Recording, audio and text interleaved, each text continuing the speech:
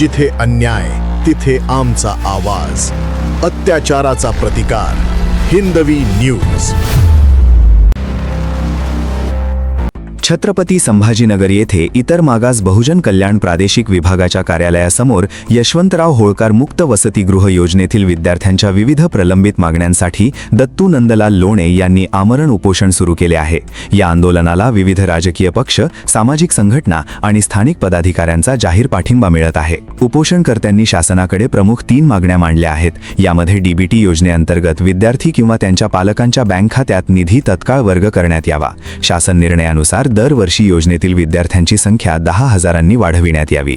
तसेच काही वसतिगृह संस्थांची मान्यता रद्द झाल्यामुळे बाधित झालेल्या विद्यार्थ्यांच्या शैक्षणिक भवितव्याचे संरक्षण करून त्यांच्यासाठी तातडीने पर्यायी व्यवस्था करण्यात यावी, अशा मागण्यांचा समावेश आहे. या उपोषणस्थळी आझाद समाज पार्टीचे छत्रपती संभाजीनगर जिल्हाध्यक्ष विजय देवराव शिंगारे यांनी भेट देऊन आंदोलनाला जाहीर पाठिंबा दिला. तसेच भारतीय जनता पार्टीचे अंबड तालुका अध्यक्ष शिवाजी नाना मोरे यांनीही आंदोलनाच्या मागण्या रास्त असल्याचे सांगत उपोषणास समर्थन दिले. यावेळी पाथरवाला बुद्रुकचे सरपंच विठ्ठलराव सुडके, अविनाश पिंगळे, लगाम ग्रुपचे गजानन लांडगे पाटील, दिलीप रिठे, पाराजी इंगळे, दत्ता गायकवाड, तात्यासाहेब वैद्य आणि शिवाजी वीर यांनीही उपोषणस्थळी उपस्थित राहून आंदोलनाला जाहीर पाठिंबा दर्शविला. उपोषणकर्त्यांनी शासनाने विद्यार्थ्यांच्या शैक्षणिक हिताचा विचार करून सर्व मागण्यांवर तातडीने सकारात्मक निर्णय घ्यावा, अन्यथा आंदोलन अधिक तीव्र करण्यात येईल असा इशाराही दिला आहे. नमस्कार, हिंदवी न्यूज मध्ये आपलं सर्वांचं स्वागत आहे. आज या ठिकाणी उपोषण चालू आहे. उपोषणाचा दुसरा दिवस आहे. तसेच उपोषणकर्त्यांच्या काय मागण्या आहेत आपण त्यांच्याकडून जाणून घेणार आहोत. काय सांगाल, आज आपण उपोषणाला बसला दुसरा दिवस आहे तर आमच्या प्रमुख मागण्या आहेत 3 आहेत. त्याच्यात राजे यशवंतराव होळकर मुक्त वसतिगृह योजनेतील ज्या शाळांच्या मान्यता गेलेल्या आहेत त्या शाळांच्या विद्यार्थ्यांची आजपर्यंत शासनाने व प्रशासनाने कुठल्याही प्रकारची दखल घेतली नाही. दुसरी मागणी अशी आहे की बाबा ही योजना दिल्यापासून सारखं असंच व्हायला लागलं की कुठल्या ना कुठल्या शाळाची मान्यता जाती व संस्थावाले सर्व फॅसिलिटी देत नाही किंवा आमच्या मुलांना एक फुकटे म्हणून हिणावलं जातं. त्या संदर्भात आमचं शासनाकडे मागणी आहे की बाबा असं करण्यापेक्षा डीबीटी अंतर्गत जर आमच्या पालकाच्या किंवा आमच्या विद्यार्थ्याच्या खात्यावर जॉईंट खातं करून जर पैसे जमा केले तर यांनी काय होईल की आम्ही आणखीन पैसे टाकून किंवा हेच पैसे चांगले नामांकित इंग्लिश स्कूलमध्ये आमच्या मुलाला टाकून चांगल्या प्रकारे शिक्षण देऊ, जेणेकरून त्याला फुकट ह्या शब्द ऐकू येणार नाही, ऐकल्या जाणार नाही. ही एक आमची दुसरी मागणी आहे. आणि याच्यात ह्या GR मध्ये असं होतं की बाबा 2019 आपल्याला 13 योजना शासनाने लागू केल्या. त्याच्यापैकी एक राजे यशवंतराव होळकर योजना आहे. त्याच्यात GR मध्ये असं दिलं की 5,500 विद्यार्थी दरवर्षी वाढतो. ह्या योजनेत वाढ करण्यात येईल. यावर्षी कुठल्याही प्रकारे शासनाने वाढ केली नाही, तरी माझी शासनाकडे मागणी किंवा दरवर्षी या योजनेत 10,000 विद्यार्थ्यांची वाढ करण्यात येईल. तसेच जर ही योजना आली तर आपल्या विद्यार्थ्यांना कसा फायदा होणार आहे? सर, आपले विद्यार्थी नामांकित इंग्लिश स्कूलमध्ये जर शिकले तर चांगल्या प्रकारचं शिक्षण भेटन, जेणेकरून शिक्षण जर चांगलं झालं तर ते आपले IPS अधिकारी किंवा UPSC MPSC मध्ये विद्यार्थी चांगल्या प्रकारे घडतील किंवा ज्या स्थानिक स्वराज्य संस्थेत ज्या नोकऱ्या निघतात त्याच्यात पण जर शिक्षण चांगलं झालं तर प्रत्येक नोकरीत लाभ तर भेटणारच ना, शिक्षण चांगलं असलं. आणि जर शिक्षण आपल्या लेकराचं चांगलं झालं तर आपली पिढी घडेल म्हणजे देश घडेल, समाज घडेल. तसेच जर या लक्ष दिलं नाही शासनाने आपल्याकडे तर पुढील दिशा काय असणार आहे?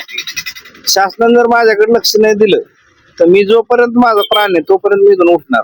काय सांगायला, उपोषणाचा दुसरा दिवस आहे. या ठिकाणी आपण पाठिंबा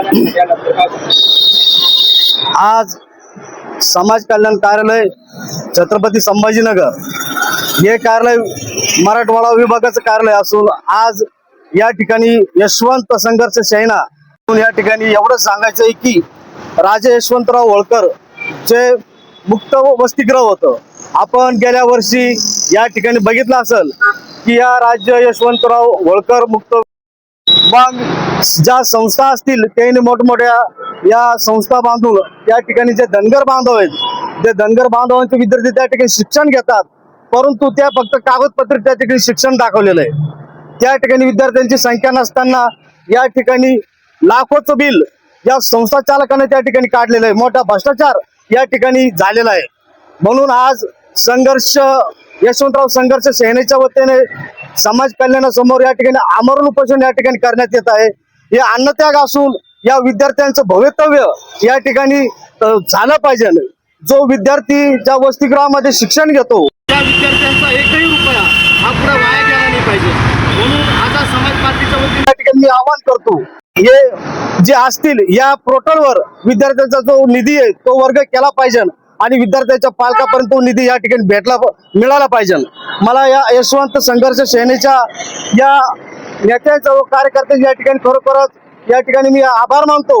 कारण समाजासाठी लढणारे खूप असे कमी असतात समाजामध्ये. म्हणून मी छत्रपती संभाजीनगर जिल्ह्यातील सर्व धनगर बांधव असतील, मराठवाड्यातील धनगर बांधव असतील, या बांधवांना पाठिंबा देऊन ज्या आपल्या मुलाबाळाचं जे भविष्य आहे, ज्या संस्था चालकांना आतापर्यंत लाटून खाल्लं, या संस्था चालकाच्या विरोधात बंड पुकारण्यासाठी, यांच्या विरोधात संघर्ष पुकारण्यासाठी आपण मैदानात उतरलं पाहिजे. आणि जे दत्तूभाऊ असतील यांना आपण पाठिंबा देऊन हा संघर्ष मोठ्या ताकदीनं आणि मोठ्या शक्तीनं ज्या शिक्षण अधिकाऱ्यापर्यंत पोहोचला पाहिजे. मला या प्रादेशिक जे संचालक आहेत समाज कल्याणचे यांना या चॅनलच्या माध्यमातून या ठिकाणी सांगायचं आहे की आपल्या अंतर्गत या संस्था चालतात. आपण का डोळे झाकून या ठिकाणी बसलात का? या संस्था चालकावर या ठिकाणी कारवाई झाली पाहिजे. आणि ज्या धनगर बांधवाचे जे मुलं आहेत या ठिकाणी यांना उच्च शिक्षण, चांगल्या दर्जाचं खानपान या ठिकाणी त्याला मिळालं पाहिजे. एवढंच मी आपल्या चॅनलच्या माध्यमातून या ठिकाणी सांगतो. आणि आझाद समाज पार्टीच्या वतीने यशवंतजी संघर्ष सेना यांना मी जाहीर पाठिंबा देतो आणि या आंदोलनास आमचा सर्व पक्ष आपल्या पाठीमागे खंबीरपणे उभा आहे. एवढंच या ठिकाणी सांगतो. तसंच उपोषणाचा दुसरा दिवस आहे.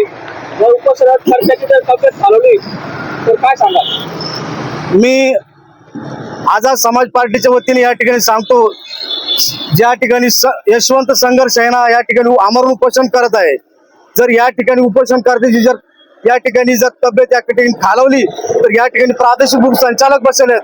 आझाद समाज पार्टीच्या वतीने त्याला घेरावा घातल्याशिवाय या ठिकाणी राहणार.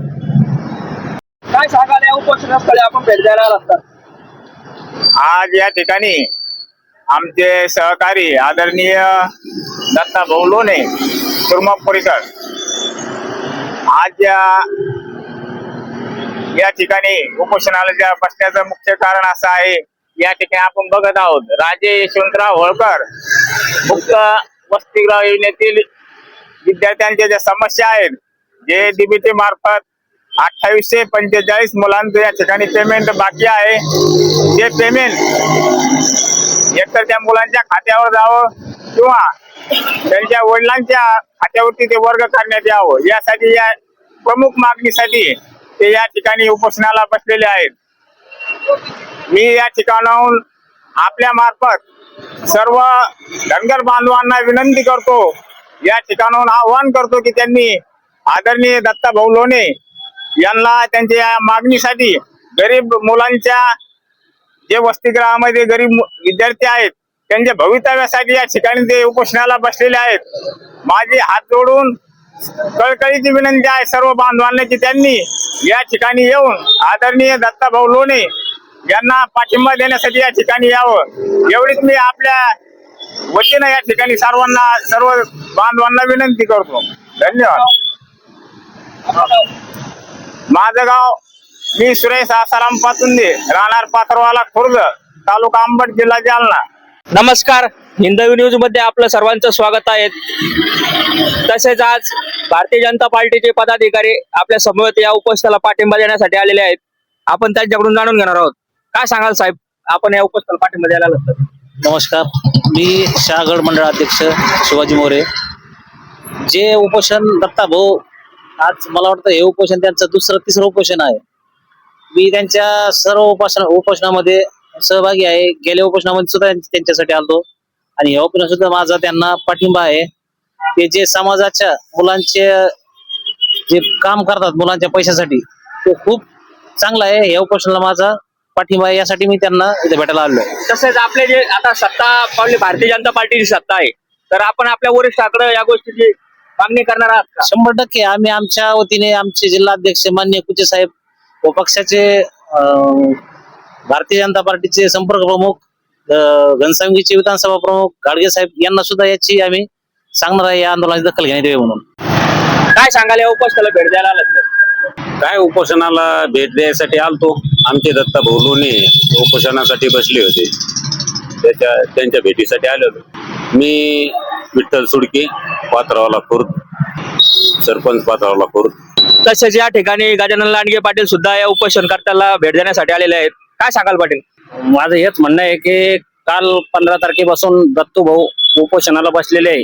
त्यांच्या जे मागण्या आहेत त्या योग्य मागण्या आहे आणि ज्या विद्यार्थ्याचं डीबीटी प्रमाणे ज्या विद्यार्थ्यांना जे आंदोलन मिळालं पाहिजे ते शासनानं पूर्ण त्यांच्या जे लेखी स्वरूपात त्यांना आश्वासन दिलं होतं त्या मागण्या मान्य कराव्या आणि मागण्या मान्य करून त्यांचं लवकरात लवकर कसं उपोषण सोडवण्यात येईल यासाठी प्रयत्न करावा आणि समाजानं बी त्यांच्या उपोषणस्थळी ज्यांना शक्य होईल त्यांनी येऊन पाठिंबा द्यावा आणि ज्यांना शक्य नाही त्यांनी त्यांच्या ठिकाणून निवेदन देऊन शासनावर कसा दबाव निर्माण होईल हा प्रयत्न करावा.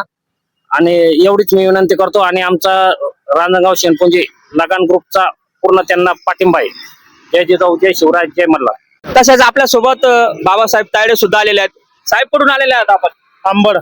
काय सांगाल? आज उपोषणाचा दिवस आहे, उपोषणकर्त्याची तब्येत थोडी खालावली आहे, तर काय सांगाल? दत्ता भाऊ यापूर्वी 2-3 दिवस उपोषणाला बसलेले आहेत. त्यांना शासनानं आश्वासन दिलं होतं की तुमच्या मागण्या तात्काळ पूर्ण करण्यात येतील. आज कालपासून परत ते दुसऱ्यांदा उपोषणाला बसले. त्यांच्या न्याय मागण्या आहेत, समाजाच्या वतीनं त्यांच्या मागण्या योग्य आहेत आणि सरकारनं त्यांना लेखी आश्वासन दिल्याप्रमाणे या तात्काळ मागण्या पूर्ण कराव्यात ही शासनाला विनंती आहे. तसेच जर त्यांच्या मागण्या पूर्ण नाही झाल्या तर आपला समाज काय करणार आहात? समाजाला आव्हान आहे की समाजानं दत्ता लोणे यांच्या उपोषणस्थळी भेट देऊन ज्यांना भेट देता येईल शक्य होईल त्यांनी इथं भेट द्यावी किंवा प्रत्येक तहसीलला जिल्हाधिकारी कार्यालयाला निवेदन देऊन प्रशासनावर दबाव वाढवावा. जिथे अन्याय तिथे आमचा आवाज. अत्याचाराचा प्रतिकार. हिंदवी न्यूज.